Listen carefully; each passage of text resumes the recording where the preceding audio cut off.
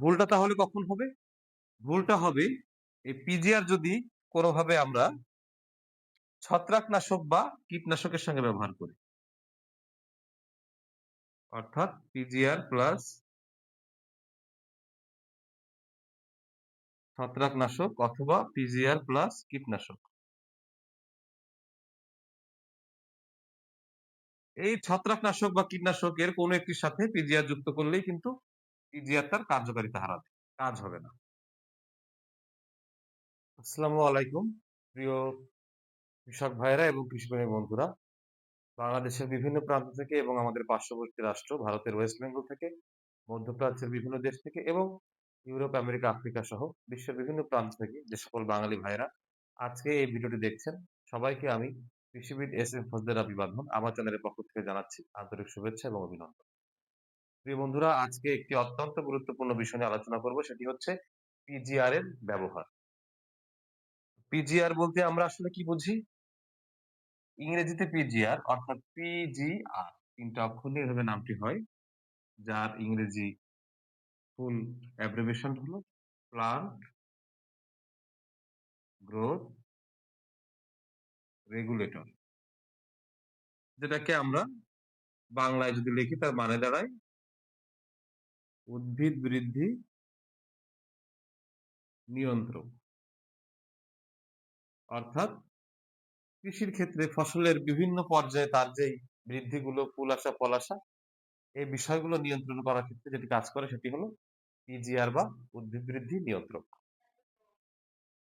এখন এই যে পিজিআর এর ব্যবহার আমরা করি, আমি 100% কনফার্মেশন দিয়ে বলতে পারি যে আপনারা ম্যাক্সিমাম কৃষক ভাইয়েরাই সঠিকভাবে জানেন না যে পিজিআর এর সঠিক ব্যবহারটি কি। এটি কখন ব্যবহার করতে হবে, কতটুকু পরিমাণে ব্যবহার করতে হবে, কোন কোন ওষুধের সঙ্গে এটি মিশিয়ে ব্যবহার করা যাবে, কোন কোন অবস্থায় ব্যবহার করা যাবে না, এই বিষয়গুলো পরিষ্কার ধারণা না থাকার কারণে অনেকেই এটির ভুল ব্যবহার করে থাকেন এবং এই যে ভুল ব্যবহার করেন, এই ভুল ব্যবহারের কারণে দুই দিক থেকে আপনারা ক্ষতিগ্রস্ত হন। এক হলো অর্থ নষ্ট, আর দ্বিতীয় হলো ফসলের। এই দুটি ক্ষতির সম্মুখীন হয়। আর তার পাশাপাশি পরিশ্রম, কষ্টের সময় তো বাদই দিলাম। সুতরাং আমি অনুরোধ করব আজকের এই ভিডিওটি আপনারা একটু সময় লাগলেও গুরুত্ব সহকারে দেখুন, তাতে করে আপনি সঠিকভাবে এই পিজিআর বা উদ্ভিদ বৃদ্ধি নিয়ন্ত্রক এর ব্যবহার করতে পারবেন এবং পাশাপাশি আপনি আপনার অর্থটা যেমন সাশ্রয় করতে পারবেন, তার পাশাপাশি ফসলের ক্ষতিটা কমিয়ে আনতে পারবেন, বেশি ফসল লাভ করতে পারবেন, উপকারটা পাবেন। আমরা এখন আলোচনা করব পিজিআরটা আসলে আমরা কেন ব্যবহার করি। পিজিআরটা আমরা ব্যবহার করি গাছের যে বিভিন্ন পর্যায় বলতে আমরা কয়েকটি পর্যায় বলতে পারি, যেমন বিশেষ করে বৃদ্ধি পর্যায়। বৃদ্ধি বলতে মূল গাছের বৃদ্ধি, শাখা প্রশাখার বৃদ্ধি, তারপরে গাছের পাতা বৃদ্ধি, এই যে বিভিন্ন প্রকার বৃদ্ধি আছে। তার পাশাপাশি ফুল ও ফল ধারণ।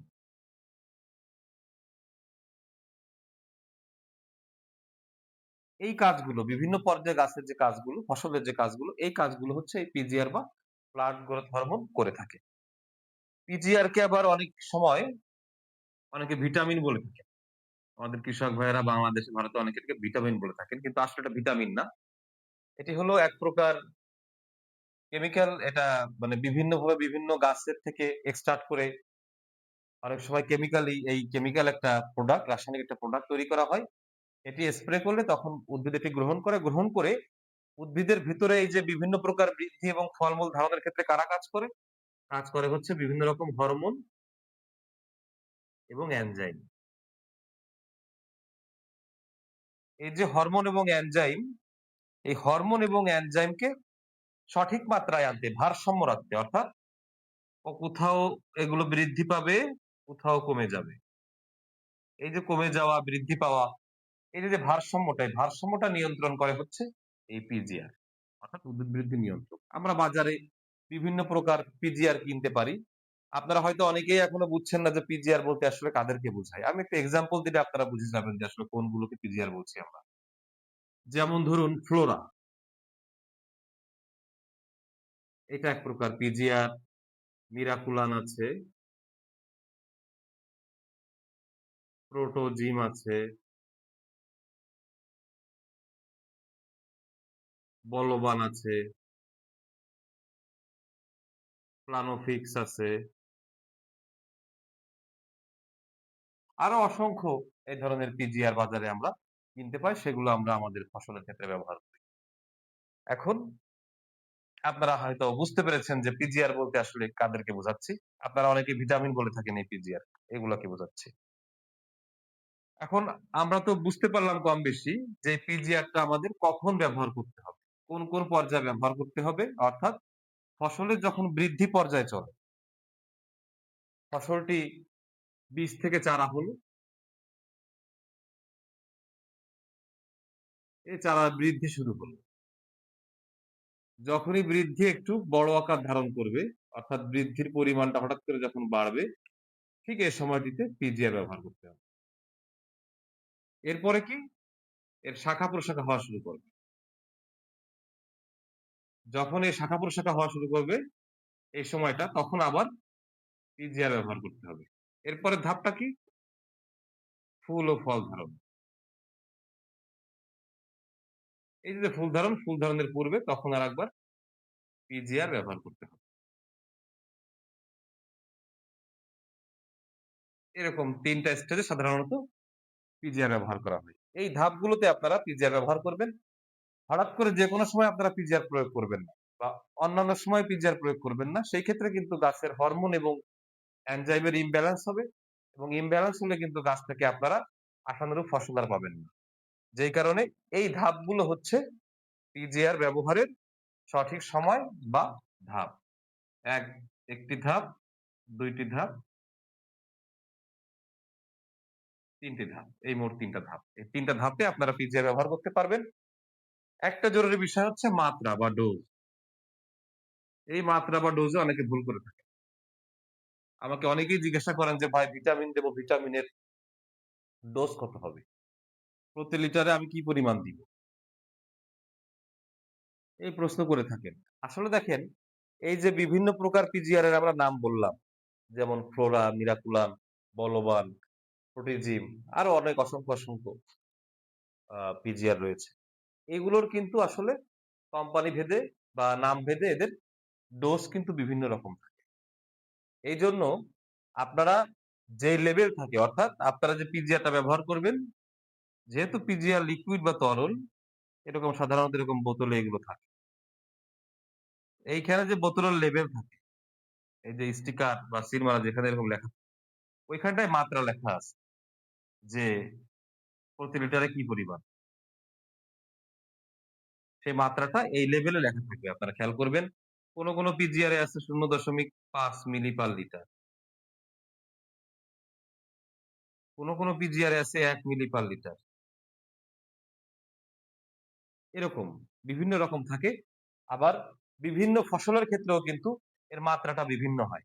সেটা আপনারা এই লেভেলে লেখা দেখবেন যে এই পিজিআরটা আপনারা কোন ফসলে ব্যবহার করছেন, সেই ফসলে কত মাত্রায় ব্যবহার করবেন। এজন্য আপনারা সবসময় এই যে যেই পিজিআরটা আপনারা ব্যবহার করবেন সেটির লেভেল দেখে নিবেন। সে লেভেল দেখে সে লেভেলের মাত্রা অনুযায়ী আপনারা ব্যবহার করবেন। তাহলে এটি সঠিক মাত্রায় ব্যবহার হবে, এবং সঠিক মাত্রায় ব্যবহার হলে হরমোন এবং এনজাইমের ব্যালেন্সটা ঠিক মতো হবে। পিজিআর এর কাজটা কিন্তু অত্যন্ত সূক্ষ্ম জায়গায় কাজ। গাছের একদম ভেতরের কাজগুলো করে থাকে হরমোন এনজাইমেরা। আর সেই হরমোন এনজাইম, হরমোনও কিন্তু একাধিক প্রকার হরমোন রয়েছে গাছে। একাধিক প্রকার এনজাইম রয়েছে। গাছের বৃদ্ধির কোন স্টেজে এসে কোন হরমোনটাকে বাড়াতে হবে, কোন হরমোনটাকে কমাতে হবে, কোন এনজাইমটার কাজ বাড়াতে হবে, কোন এনজাইমের কার্যকারিতা কমাতে হবে, এই সূক্ষ্ম কাজগুলো, এই অতি সূক্ষ্ম কাজগুলো কিন্তু এই পিজিআর করে থাকে। সেই ক্ষেত্রে আপনারা যদি পিজিআর এর ডোজটা এলোমেলো করে ফেলেন, সেই ক্ষেত্রে কিন্তু ওই কাজগুলো এলোমেলো হয়ে যাবে। যেই কারণে অবশ্যই আপনারা যে পিজিআরটি ব্যবহার করছেন তার লেভেল দেখে, সঠিক মাত্রাটি আপনারা দেখে ঠিক চেষ্টা করবেন সেই সঠিক মাত্রা অনুযায়ী আপনারা পিজিআরটা ব্যবহার করার। পিজিআর ব্যবহারে আমরা বেশ কিছু ভুল করে থাকি। কি ভুল করে থাকি? গুরুত্বপূর্ণ ভুলের মধ্যে রয়েছে, সবার আগে তো বললামই যে মাত্রার প্রয়োগের ক্ষেত্রে একটা বড় ভুল করে থাকি আমরা। ২য় ভুলটা আমরা খুব বেশি করি, সেটি হচ্ছে কি, আমরা পিজিআর যখন ব্যবহার করি সাধারণত দেখা যায় আমরা জমিতে যখন স্প্রে করি, স্প্রে খরচ কমানোর জন্য একসাথে অনেকগুলো ওষুধ আমরা স্প্রে করি। কীটনাশক, ছত্রাকনাশক, তার সঙ্গে বিভিন্ন প্রকার মাইক্রোনিউট্রিয়েন্ট, পিজিআর এগুলো সব মিলাই মিশিয়ে স্প্রে করি। এটা একটা মারাত্মক ভুল। পিজিআর এর সবচেয়ে বেশি ভালো কাজ হবে যদি আপনি আলাদা ব্যবহার করেন। অর্থাৎ শুধুমাত্র পিজিআরটা যদি আপনি আলাদাভাবে স্প্রে করেন, সেই ক্ষেত্রে আপনি এর সর্বোচ্চ ফলাফলটা পাবেন। শুধুমাত্র পিজিআর না, যে কোন ধরনের ছত্রাকনাশক, কীটনাশক, পিজিআর আলাদাভাবে যদি আপনি স্প্রে করেন, তার সর্বোচ্চ ফলাফলটা পাবেন। আর যদি পিজিআর আপনি মনে করেন শুধু পিজিআর ব্যবহার করাটা আপনার জন্য খরচ বেশি হচ্ছে, যেহেতু আপনার কৃষকের খরচ দেওয়া লাগবে, স্প্রে করবেন। আপনি সেই ক্ষেত্রে আমরা যেই মাইক্রো নিউট্রিয়েন্ট গুলো ব্যবহার করি না? মাইক্রো নিউট্রিয়েন্ট বলতে কাদেরকে বোঝায়? উল্লেখ করছি।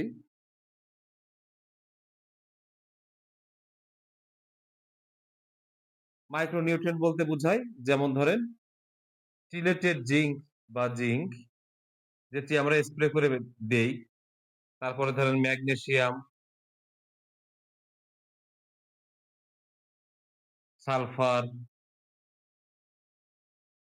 বোরন, ক্যালসিয়াম অর্থাৎ গাছের ক্ষেত্রে যেই উপাদানগুলো আ বেশি পরিমাণে লাগে সেই উপাদানগুলো হচ্ছে মুখ্য উপাদান। যেমন সেগুলো কি?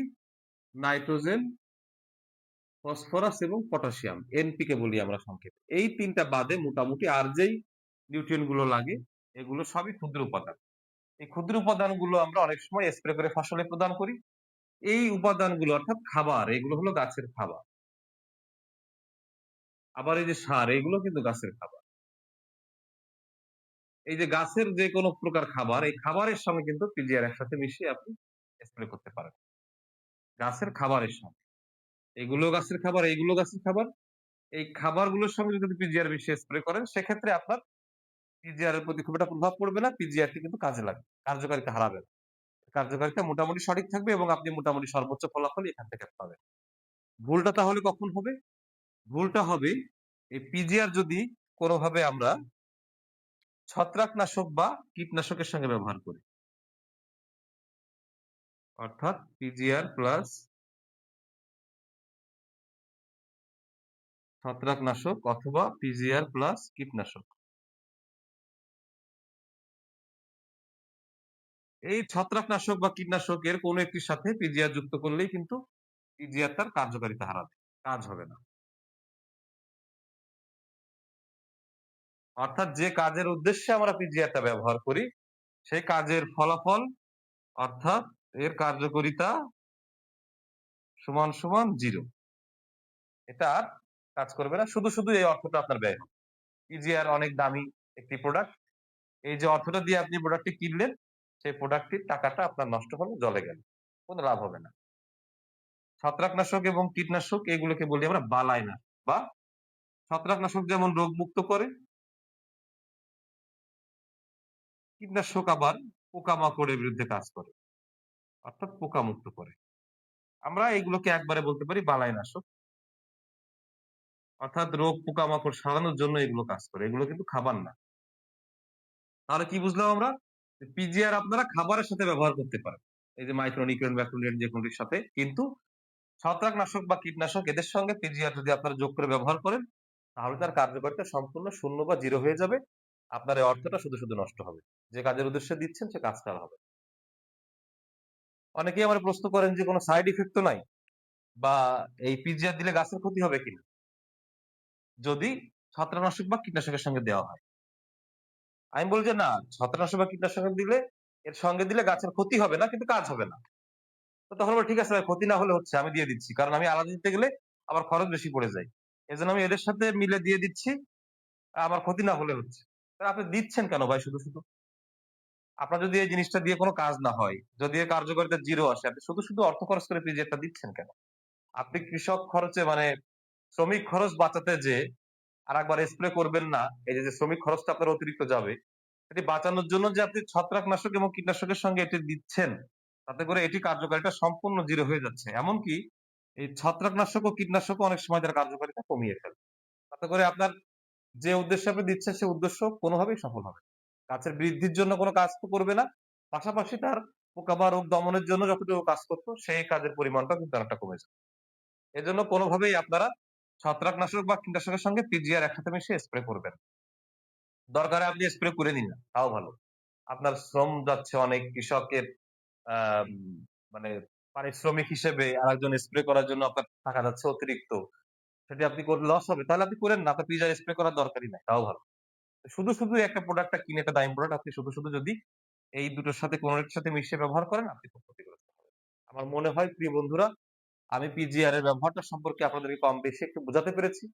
আর কিভাবে ব্যবহার করবেন না সেটিও হয়তো আশা করি বুঝাতে পেরেছি।